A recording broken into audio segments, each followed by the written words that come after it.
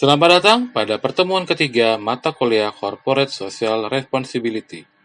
Pada pertemuan sebelumnya, kita telah membahas tentang definisi dan tujuan Corporate Social Responsibility dan perkembangannya.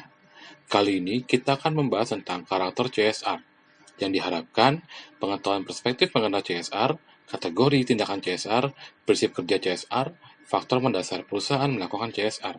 Setelah Anda membaca slide pada pertemuan ketiga, maka ada beberapa hal yang bisa dijadikan bahan tambahan untuk pertemuan ketiga. Adapun bahan tambahan dalam pertemuan ketiga ini adalah karakteristik program CSR dipengaruhi oleh karakter dari operasi perusahaan, proses produksi, dan produk yang dihasilkan dengan menentukan karakteristik CSR yang dikembangkan seperti yang dijelaskan sebagai berikut. Perusahaan industri ekstraktif, seperti pertambangan, minyak, dan gas, lebih menekankan bagaimana CSR juga menjadi bagian dari upaya untuk mengelola stakeholder di sekitar perusahaan. Perusahaan pertambangan menempatkan CSR sebagai sarana dalam mitigasi konflik sosial sekitar perusahaan. Perusahaan jenis ini juga sering disorot dalam dampak operasinya terhadap lingkungan, sehingga CSR juga menjadi sarana untuk memperlihatkan kepedulian lingkungan mereka terhadap publik. Fokus CSR dari perusahaan jenis ini adalah pada pengembangan layanan, kebutuhan dasar, pembangunan infrastruktur, program-program ekonomi, kesehatan, dan pengentasan kemiskinan, serta mendukung berbagai program pelestarian lingkungan.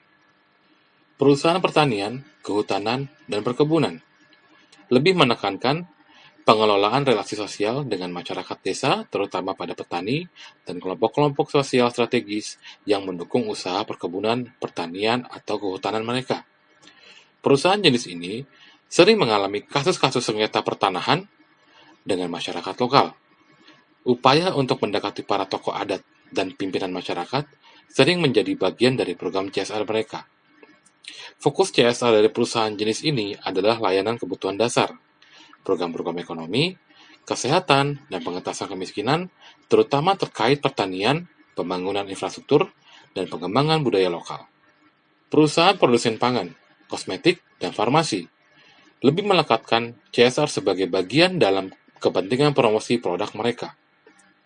Perusahaan jenis ini melihat masyarakat juga sekaligus konsumen mereka, sehingga CSR seringkali terintegrasi dengan rantai pasar produk mereka. CSR dari perusahaan jenis ini lebih memiliki keunikan sesuai dengan keragaman produk yang mereka kembangkan. Misalkan, perusahaan susu formula lebih mengedepankan atau mengarahkan CSR mereka untuk isu kesehatan ibu dan anak. Produsen pangan akan melihat pentingnya pemberdayaan petani yang menyuplai bahan mentah kepada mereka. Sementara, perusahaan minuman melihat pentingnya pedagang kaki lima yang membantu penguliran bisnis mereka. Perusahaan perbankan menekankan program sesuai dengan kompetensi mereka dalam pemberdayaan ekonomi masyarakat. Misalnya, melalui pemberian kredit rumah kepada kelompok-kelompok masyarakat. Oleh karena tidak terkait langsung dengan masyarakat sekitar, perusahaan jenis ini seringkali lebih leluasa dalam mengembangkan program-program yang kreatif pada masyarakat luas, dan cakupan berbentuk CSR yang dikembangkan lebih fleksibel dan akomodatif terhadap ide-ide dari luar kemungkinan pengembangan CSR yang unik dan spesifik. Perusahaan transportasi sangat tergantung tipologi transportasinya, apakah transportasi darat atau perusahaan penerbangan. Perusahaan transportasi darat lebih banyak memberikan perhatian kepada keluarga karyawan mereka. Selain masyarakat sekitar lokasi mereka, perusahaan transportasi udara lebih fleksibel dan akomodatif terhadap program dan ide-ide dari luar yang memungkinkan pengembangan program CSR yang unik dan spesifik.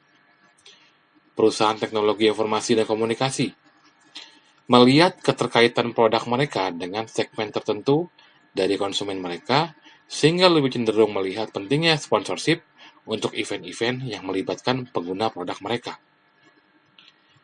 Sementara itu, beberapa jenis perusahaan dalam jumlah kecil ditemukan seperti perusahaan pariwisata, jasa konstruksi, dan konsultan belum ditentukan pola baku yang bisa dianalisis dengan pengembangan program CSR mereka.